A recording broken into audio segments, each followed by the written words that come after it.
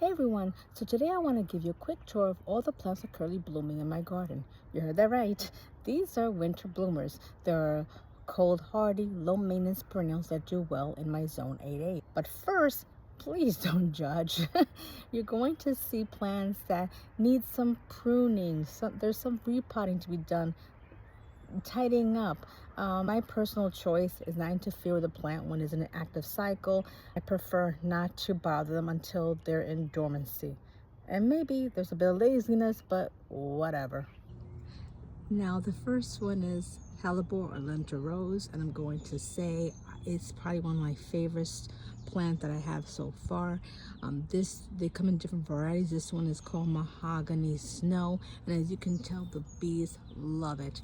The one interesting note is that you can see that the petals are white, but once they fall off, it leaves behind like a shell, which you can still use in bouquets if you prefer. Now this one has been here for a couple of years, so we're going to have to divide it as you want to continue it to be productive. So this is definitely one that will probably have multiples come this year.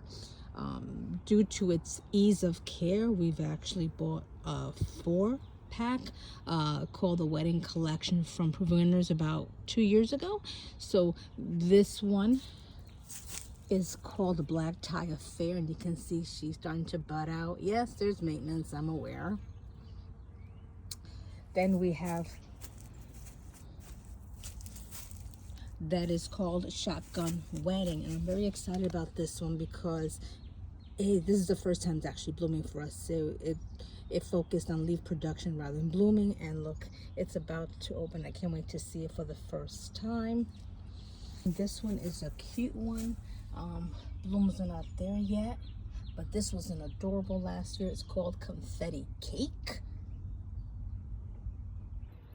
The fourth one was called The First Dance. I gifted that to my daughter, who has a huge oak tree in her yard that creates a full shade dry environment that even her hostas fail. So this one has been good for her because it gives her a pop of color and has actually bloomed for her consistently. So these are crocuses, and I can tell they're very small. This is about the largest variety, but they're just very compact. They stick low to the ground. We planted them probably maybe like, they're probably like 100 spaced out around this tree, but they randomly will start popping up in January, and it just I don't know when I'll see them. There's another one over here.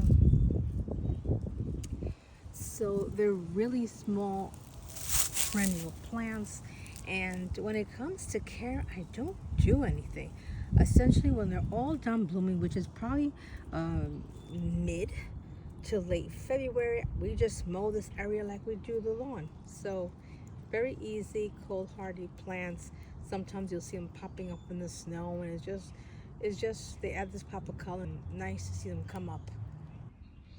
This one is hyacinth, and I really thought this was a spring bloomer, but it started popping up in end of November, and it's just, look at that beautiful color. My neighbor gifted this to me.